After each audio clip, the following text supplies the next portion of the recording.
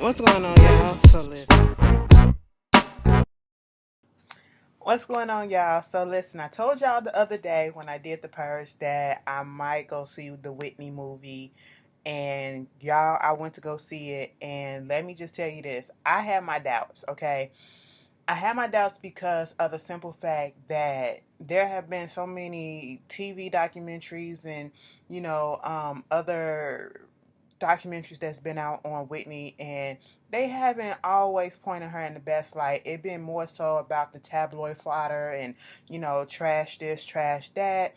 And yeah, we know her faults. We know she, got hooked on drugs, and baby, it was more so on the negative side of things. So at this point in time, I was just tired of hearing things about all my fallen pop stars, all my fallen people that I liked, okay? I like Michael, I like Whitney, and they just kept playing them back to back in Prince and stuff like that. And it's just like, stop it, because a lot of this stuff don't show these artists in a favorable light. You know, you can be able to, there is a way to actually, hold on, there is a way to put up a documentary to discuss a person's life and do it in a respectable way, if you ask me. And I just don't like a lot of these documentaries who, do a lot of stuff that's not done with the approval of the families of these artists and these people. Hold on one second. And we've seen a lot of them, and that's exactly what's been going on. Um, that's exactly what we've been seeing with a lot of these documentaries that's been coming on, especially when a celebrity just passes away. It seems like everybody and their mama want to come out and they want to make money off of this celebrity's name, try to get a part of the estate, do this, do that, get their hand in the cookie jar, and it's just disgusting to me. So that's why I just don't like to pay attention to a lot of them. Um, and Whitney Houston's documentaries and stuff like that, she was one of them. She was one of the main ones that, it was still a touchy subject. I'm sorry for all the noise. I'm trying to put some stuff up. I know y'all like, girl, get back on track. But no, it's still a touchy subject because it's something that, without, even with her faults, people still love Whitney, okay? And I'm one of the ones that still loves her because, in a sense, you know, with these pop stars or whatever, these entertainers passing away the way that they do, some of them, it almost humanizes them to a certain point because, we make them think as if they're untouchable, like when Michael Jackson passed away. Michael Jackson was the king of pop, and, he's basically this person living in his own world, and, he can't relate to us, but in a way he can because he had his own problems with depressions, with stuff, and, with anxiety and, the rough childhood growing up and then dealing with drug addiction and stuff like that. We've had people in our family, but I feel like Whitney's thing hit close to home with me because, she is a woman, a black woman, and I said many times that I had an aunt who was murdered, and she was on and off drugs, just like Whitney was. So I saw a humanistic aspect to her. And yeah, people made jokes and all this stuff. You shouldn't have laughed, but sometimes you just couldn't help but have a kiki.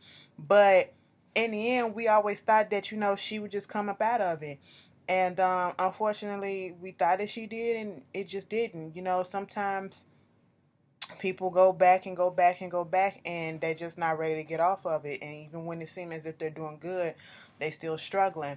And it's like you say, once the addict, always the addict. No matter how long it is that you've not been doing the drugs or being an alcoholic or whatever, you're still that, okay? It's still in your system. But with that being said, this documentary, one of the documentaries that actually came close to this, I would say, this is my top one. And then this, what was it, Whitney Can I Be, that showed on Showtime recently this year, or at the end of last year. That was a great documentary too because I would say if you want to learn anything about them, about Whitney Houston that you probably didn't know, that's not so negative, that's giving you a balance of, not just saying, oh, she was this great person, she was this, but also putting on forefront her demons that she had and making her human and, seeing her faults and flaws and how she tried to struggle through it. Watch those two. This documentary that just came out in the movie theaters, Whitney, and also Whitney Houston Cannot Be. I think that's what it's called. I think it's showed on Showtime. All of it shows a lot of behind the scene footage. The Whitney Cannot Be, it was basically a lot of tour footage, a lot of footage from when she was at home and stuff like that, and in the studio and things of that such. Whitney, and it's footage that we never saw, and it's like her telling the story through her footage. This one, Whitney, it was a lot of footage and photographs and people that actually are her family who was around her, her mother, her brothers, her half. I didn't even know she had a half brother. Don't sue me. Don't don't come for me, bitch. I just didn't know. Okay. Talked about the history with Sissy, and they went deep into that with her father from when they were cool to when, we found out that Sissy cheated on the father. Then that kind of fucked up the relationship between her and Whitney just a little bit when she moved out the house at 18 because of it. How the father just wanted to come in and take the money, and at first she was like a daddy's girl and all that stuff, but he was taking money from her allegedly, you know what I'm saying? And it just put a whole bunch of that on display, and how even though they were divorced, the parents, they still showed up for Whitney stuff, and, they were together. Like they were, like a lot of people didn't even know that they were divorced because they was always together, as if they were married. And so we got that aspect of it. Of course, they touched on the whole thing with the Robin situation. You know what? When they first brought up Robin, now, see, I don't want to talk about people's family. Y'all remember when they had their Houstons on our own reality show with Pat and all them? Pat was in the video too. She was in the movie. But I felt some type of way about Gary and his wife. Now, Gary, more so because he just seemed shady and she seemed shady too. But the shit that he said when they brought up Robin, it was like, what about Robin? It was like, what about her? She's a nobody. And this is what he's saying about her now and then. And I'm saying, wow, the way I said, say how you truly feel, bitch. Oh, she's a nobody. She's nothing. She was something she was doing something that was evil, involved in some evil stuff. She wasn't, I was waiting for him to say unnatural and shit like that, because that's what he was referring to, the fact that she was a lesbian, and said that he didn't want Whitney involved in that stuff. And I was like, well, good goddamn, you got your nerve to talk about somebody being evil and being involved in shit that they ain't supposed to be involved in when you a crackhead. No shade, he is a crackhead. The last time before I seen this movie that I seen Gary Houston, he was slumped over in the car because he just got through taking a hit. And that was like a year or so ago. Okay, it was very recent. So it just bothered me that they said that, and I'm glad that they put it up in there that it's a possibility 9 out of 10 that most of the family was homophobic. And, Whitney was struggling with her sexuality because of something that happened to her in her childhood. And, that was very fucked up. And it's understandable. And, to say, Gary was trying to say that Robin was an opportunist, and I feel as though once that relationship, Whitney was on point. Whitney had her vices and she was doing what she was doing, but I don't feel like she was doing as much when Robin was around. Once Robin left, that's when shit really hit the fucking fan, and her stuff just went haywire. And I feel as though if Robin was still in the picture, Whitney 9 out of 10 would have still been here. I'm sorry, I just feel that. That she would have still been here. They touched on the relationship with Bobby and her, and her rise, and we got a whole lot of footage from Sissy singing back in the day, the family singing,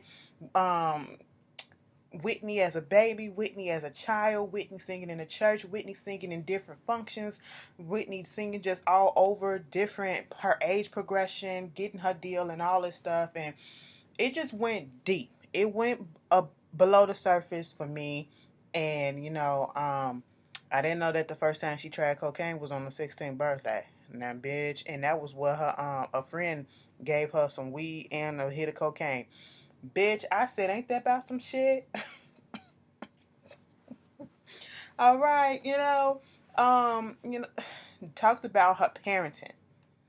Oh, they talked about her parenting. Like they said, she started off trying to be a good mother. It's just that, it just didn't end that way. And it was just a lot that was going on in that house and that Bobby Christina had to be put up with. And we just don't know the half of what went on. I was just like, damn. It was just a heartbreaking, but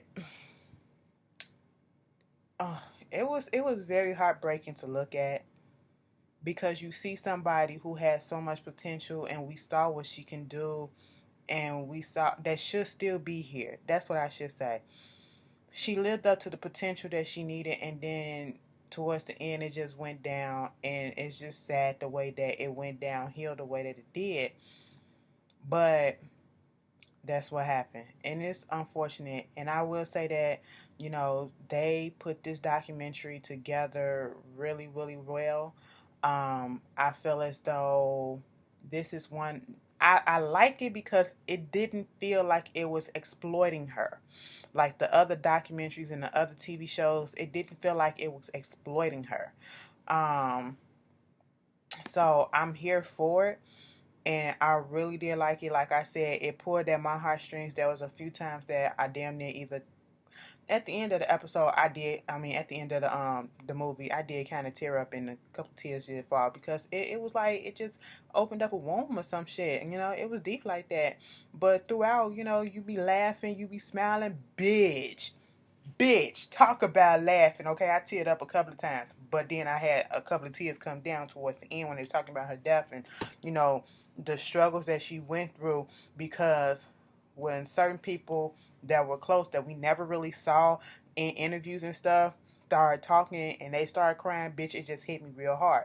But listen, talk about funny and talk about shady. I know when we were seeing the commercials for the Whitney movie and they put the trailer out and we seen that little clip where she was talking about Paula Abdul, this bitch singing over the note or over the note. She don't even know how to sing.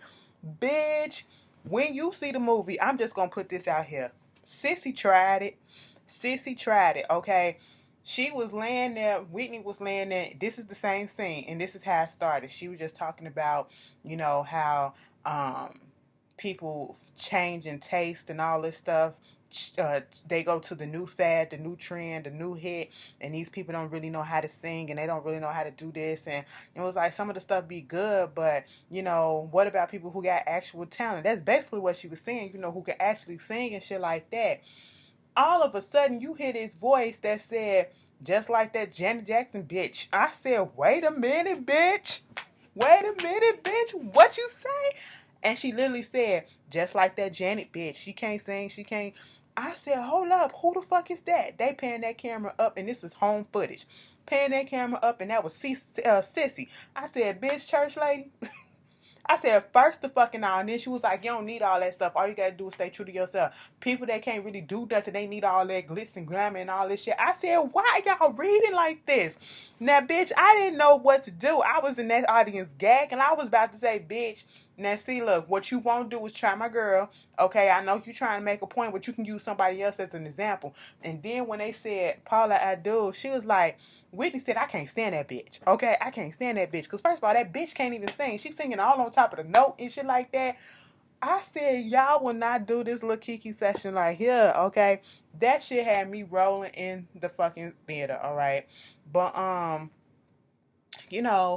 that was one of the most, one of the standout moments for me. I said, this is hilarious, and we always knew that Whitney was goofy and funny and shit like that, but she was dead ass serious. They did the, her talking about, them talking about the, Star Spangled Banner. And you know what? A lot of people who work with other people who passed away were in it. Like Ricky Minor, he worked with Michael Jackson and he worked with Whitney Houston. I was like, wow. And both of them not here no more. But all in all, I will give this film a 5 out of 5. A 5 out of 5 because it was really good. It kept my attention. Like I said, it didn't feel like they was trying to exploit her death or anything. And I learned some stuff that I didn't know. It was really nice to see old footage of her. Oh my God. And that's what set the film off. They were showing her singing different songs in live performances and stuff like this, and some live performances that I never seen before. And I was just, that fucking voice. Bitch, I was having chills throughout that whole movie because her voice, we just gotta appreciate stuff when we have it. Oh my God, let that be a lesson. Don't fuck up your instrument, because at one point when they started showing her, getting into her drug use and stuff like that and going out the deep end, and she just kept on smoking these cigarettes and stuff, and I was just like, put that cigarette down. I cannot stand when singers smoke, because all I'm thinking about is your vocal cords and what you're doing to it, okay? And then you're supposed to be able to hold notes, and you fucking up your lungs, and oh, it's just a lot. But I would say if you get a chance, go ahead and see Whitney movie. Um, if you want to wait till it come out on TV, do that too. But I will definitely recommend that you see it.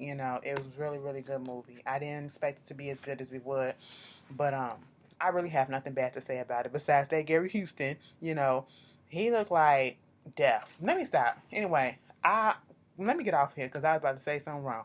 I will see you guys later on tonight. Y'all have a good one. Peace.